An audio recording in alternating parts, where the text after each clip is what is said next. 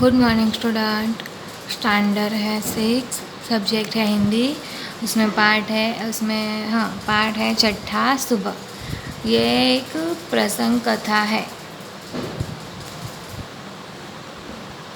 तो स्टूडेंट, ये जो पाठ है छठा सुबह, ये मैंने आपको पूरा पाठ पढ़ा दिया है, लाइन टू लाइन पढ़ा दिया है और समझा भी दिया है। तो अब मैं क्या करूँगी, अब मैं आपको फिर से ये जो पाठ है उसकी जो स्टोरी है वो एक बार फिर से पढ़ा देती हूँ, आपको समझा देती हूँ, ताकि आपको ये अच्छे से याद हो जाए। ठीक है। तो इसमें है कि सुबह का समय होता है ना, उसकी बात की है। और और इस जो पाठ की मैन है ना, उसका नाम है रेशमा।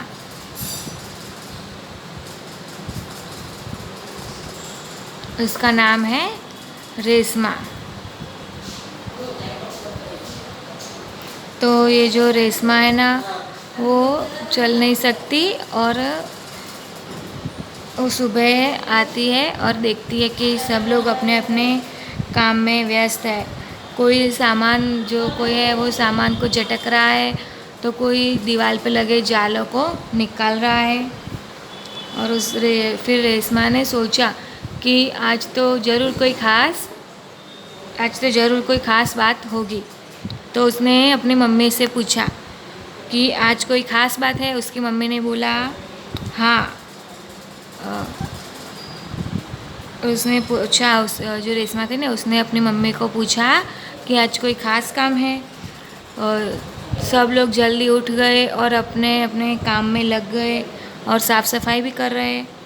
तो रेशमा ने बहुत ही उत्सुकता से पूछा। तो उसने मम्मी ने कहा, हाँ बेटा, आज त्योहार का दिन है, तू भूल गई क्या? इसीलिए सब लोग जल्दी उठ के साफ़ सफाई कर रहे हैं। फिर उसके बाद जब साफ़ सफाई हो जाएगी ना, तब सारे मिलके अच्छे से त्योहार को मना सकते हैं। और रेशमा ने बोला, हाँ मम्मी, मैं तो भूल ही गई थी। तो फिर उसकी मम्मी और रेशमा ने बोला कि आप मुझे कोई काम दो करने के लिए। और काम करने के लिए दो। और बोली, मैं क्या करूँ? तो उसकी मम्मी ने बोला, अच्छा ठीक है, पहले तू नहा ले, उसके बाद तैयार हो जा, फिर मैं तुझे काम दूंगी और मैं तेरी मदद भी करूँगी। फिर रेशमा ने कहा कि हाँ, मदद तो मैं लूँगी ही।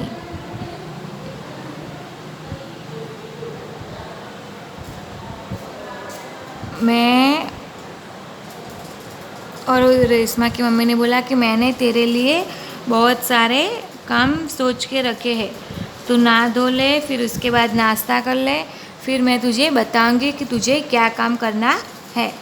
ऐसा कह के फिर रेशमा को उसकी जो पहिए वाली साइकिल थी ना, उसके अंदर साइकिल नहीं, कुर्सी थी, पहिए वाली कुर्सी थी, व्हील चेयर जिसको बोलते हैं, व्हील चेयर, उसमें बिठा दिया। और फिर रेशमा जो पहिए वाली साइकिल थी उसे घुमाते ले गई और धीरे धीरे धकेल के चली गई और अपने काम करने लगी। रेशमा जब 5 साल की थी, तब उसे खूब बुखार हुआ था और उसकी घुटन के नीचे की जो पैर थे दोनों, वो काम करना बंद हो गए थे। उसको पोलियो हुआ था। मतलब कि कैसा है पोलियो? जब बच्चे छोटे होते हैं ना, 5 साल तक उन्हें पोलियो पिलाना चाहिए होता है। और जब हम पोलियो नहीं पिलाते ना, तो उनके घुटन के नीचे के पैर काम नहीं करते, या वो लोग थोड़े से पागल हो जाए, मतलब कि उनके अंदर कोई ना कोई खामी फिर आ जाती है। इसके लिए पोलियो पिलाना ज़रूरी है।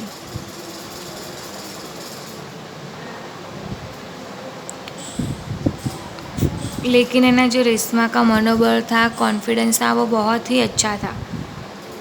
शुरुआत में जब वो छोटी थी ना, तब जब उसको पोलियो हो गया था, तब उसे दूसरों की मदद की ज़रूरत होती थी।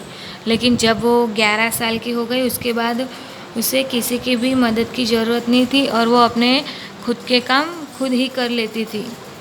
और परिवार के सारे सभ्य जो परिवार के सारे लोग थे ना, वो रेशमा को बहुत ही प्यार करते थे। गोलू, उसका छोटा भाई का नाम था गोलू, फिर दादा दादी, पिताजी और मम्मी, सब लोग उसे बहुत ही ज़्यादा प्यार करते थे और वो सबकी लाडली भी थी।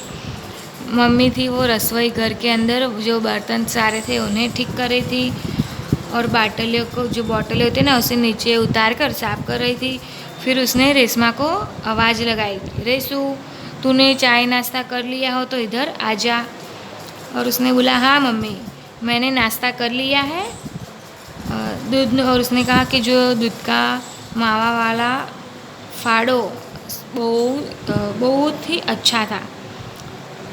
और उसने क्या कहा कि मैं हाथ धो के अभी आई। रेशमा उसकी कुर्सी को धकेलती हुई रसोई घर में पहुंच गई और उसकी मम्मी ने कहा कि तू ये सारे लेबल है उसे लगा दे। और उसने सारे लेबल थे वो बॉटल पे लगा दिए और उसकी मम्मी को दिए। तो उसकी मम्मी ने फिर उसे उठा के अपनी सही जगह पे रख दिए। और फिर उसके मम्मी को लड्डू बनाना था, लेकिन जो लड्डू का सामान होता है ना वो नहीं था। तो उसकी मम्मी ने, उसके जो पिताजी थे वो तो कार्यालय यानी कि ऑफिस में चले गए थे, तो लड्डू लेने जाएगा कौन? गोलू है वो अभी छोटा है, दादाजी दादी जी वो बुजुर्ग है, तो वो लोग जा नहीं सकते, तो कौन जाएगा सामान लेने? मैं, और जो रेशमा है ना वो बोली कि मैं सामान लेके आती हूँ, आप मुझे सामान की एक लिस्ट बना के दो और बैग दे दो। मम्मी ने पूछा कि तू अकेली जा पाएगी ना?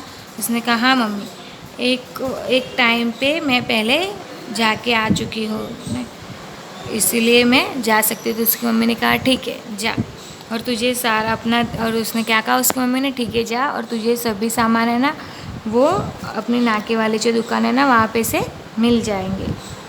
फिर थोड़ी देर में जो रेशमा थी वो सामान लेके आ गई, और उसने ना गुल्लू को, अपने छोटे भाई को आवाज़ लगाई, गुल्लू ये ले तेरी चॉकलेट लेके आई हूँ। तो गुल्लू चॉकलेट लेके बहुत ही खुश हो गया। बहुत दिन चले बीत गए। एक दिन सांझ को ना रेशमा को इच्छा हुई कि वो अपने घर के अंदर सारे दिए जलाए। तो उसने क्या किया, दिए जलाकर घर को प्रकाश से जगमगा उठे और मोहल्ला भी जगमगा उठा। और जहाँ भी वो देखे वहाँ पे रोशनी ही रोशनी थी। सो क्या ज़मीन क्या आकाश। दादाजी ने कहा कि दिवाली अंधेरे पर प्रकाश का विजय का त्यौहार है। बुराई पर भलाई और असत्य पर सत्य हमेशा जीत ही जाती है। इस दिन राम है ना वो रावण का वध करके उसे हरा के अयोध्या पर वापस आता है, और अयोध्या में राम आता है ना उसकी खुशी का त्यौहार मनाया जाता है। और जब रेशमा बैठी थी अपने व्हीलचेयर पर और गुल्लू था वो फटाके फोड़ रहा था, और रेशमा है ना वो अपने दादाजी और दादी जी के साथ बैठ के तारामंडल जला रही थी। और अचानक उसकी ध्यान गया कि जो गुल्लू फटाका फोड़ रहा था और गुल्लू को लगा कि ये बुझ गया, तो वो आगे खड़ा हो गया ऐसे, और फटाके की तरफ उसकी पीठ थी। तो रेशमा ने ये देखा कि फटाका है वो बुझा नहीं है, वो जल रहा है। तो और उसने क्या किया, वो अपनी व्हीलचेयर फटाफट जाके गुल्लू को, उसने देखा ना कि फटाका जल रहा है, उसने पहले तो आवाज़ लगाई कि गुल्लू फटाका जल रहा है तो हट जा, लेकिन दूसरे सारे फटाके की आवाज़ इतनी सारी थी ना कि गुल्लू को अपनी रेशमा की आवाज़ सुनाई ही नहीं दी। तो वो फटाफट गई गुल्लू के पास और गुल्लू को ज़ोर से धक्का लगाया, और गुल्लू को धक्का लगा के उसे जो जल रहा था उससे बचा दिया। और गुल्लू को तो पता ही नहीं चला कि रेशमा ने उसे किसने धक्का लगाया और क्यों। फटेका का आवाज़ आवाज़ सुन के उसकी मम्मी पापा थे ना, वो दौड़ के बाहर आ गए। कुर्सी रेशमा के ऊपर थी, रेशमा कुर्सी के नीचे थी। पिताजी ने कुर्सी खड़ी की, फिर उसके ऊपर रेशमा को बिठाया और मम्मी तो बहुत ही डर गई थी। उसने कुछ पूछा उसकी मम्मी ने कि रेशमा तो ठीक है ना, कुछ लगा तो नहीं है? रेशमा बद्धी बात कर रेशमा थी, उसने सारी बात बताई कि ऐसा ऐसा हुआ। फिर बधाए जो सारे लोग थे ना, उसने रेशमा को शाबाशी दी और कहा कि तूने बहुत ही अच्छा काम किया। तो स्टूडेंट ये जो पार्ट की थी वो स्टोरी थी। अब इसके जो शब्द के अर्थ है वो मैं आपको नेक्स्ट वीडियो में करवाऊँगी, ठीक है। Thank you.